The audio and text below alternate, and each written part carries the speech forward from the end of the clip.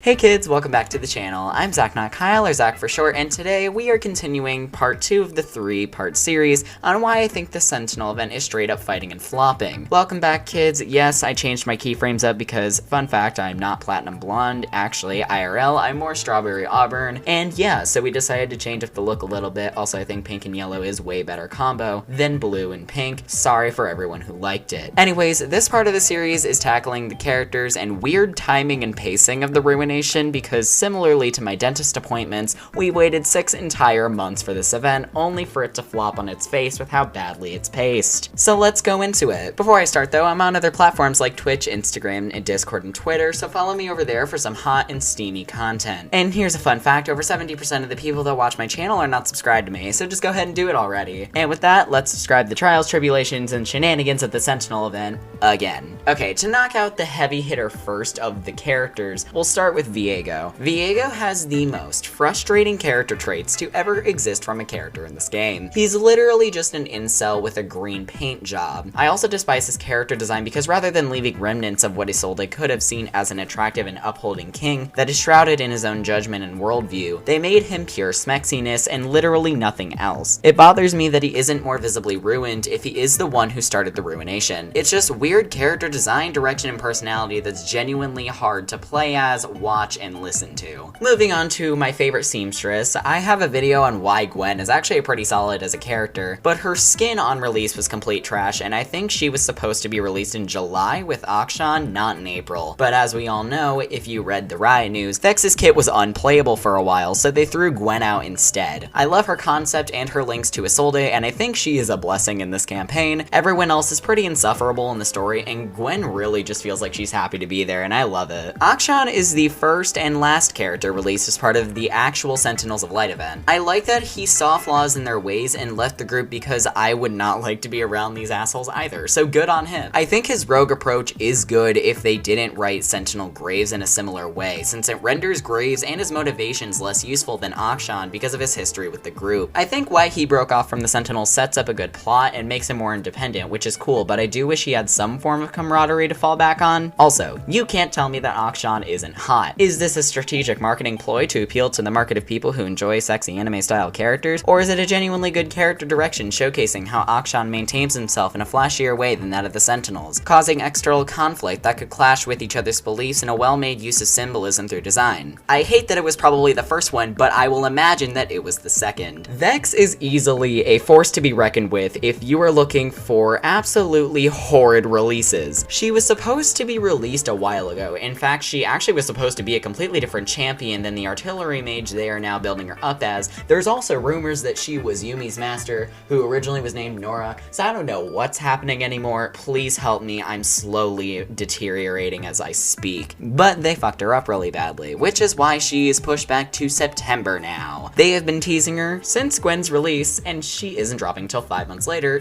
Jesus Christ, someone help. Before that, I did think they would drop her after Akshan in correlation to the event like Spirit Blossom did, but much like the entirety of the event, it did what Spirit Blossom did and then made it worse. In part 3, I'll discuss how and why Spirit Blossom was better a bit more, but oh my god, please, at least balance your characters before you make an event centered around them and then delay the release dates, please and thanks. Isolde isn't going to exist as a champion for at least a few months. I know they were supposed to put her in the game back in February, and then they hard backpedaled on that because the event literally could not exist if she was in the game, because that renders the ruination entirely pointless. Some people did actually find a Battle Academia Isolde link that was supposed to exist, but then this event couldn't happen, and I think Riot caught themselves perfectly in time. Although, with the pacing of this event, I really wish they dropped Isolde at the end of the event, and it should have ended in March. Please help, Space Groove was a mess. So why is this batch of champions considered to be so bad? Well, let's break it down. The first thing is obvious, in that they are all related to Viego somehow. He dropped in January. It's August. It also doesn't help that we didn't have other champions in between them. Last year, we got Lilia and Yone, coincidentally in the Spirit Blossom event, Samira, Seraphine, Rel, and Viego within 6 months of each other. We had to wait 3 months between Viego and Gwen, and then Gwen and Akshan for a total of a 6-month difference, almost to the day. Adding in Vex also makes it 9 months. We aren't getting as high of a champion quantity, and with all of them centered around the same thing, it's getting stagnant stagnant quick, and the fans are pretty much done with it at this point. Vex drops in August or September at the earliest, making this a way longer period than Spirit Blossom, the other visual novel Riot has done, leading me into my next point. I'll talk more about in the last part of this on how Spirit Blossom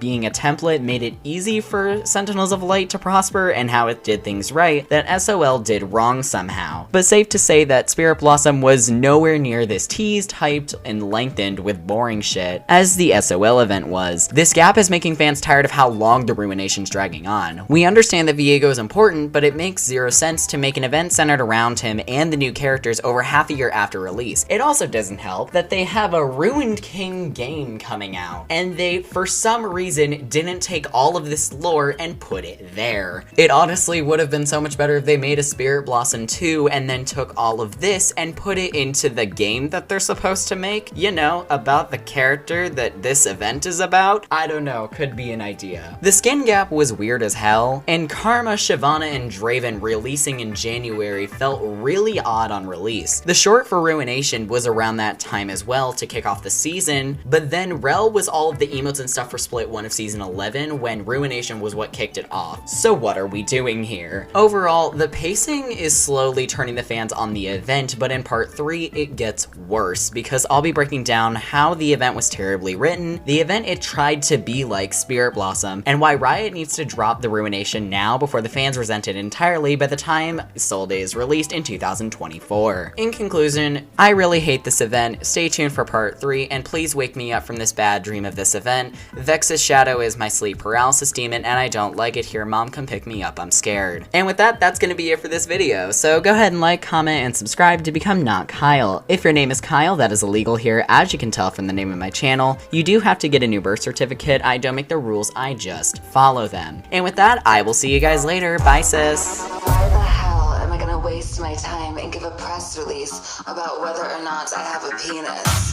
My fans don't care, and that is why.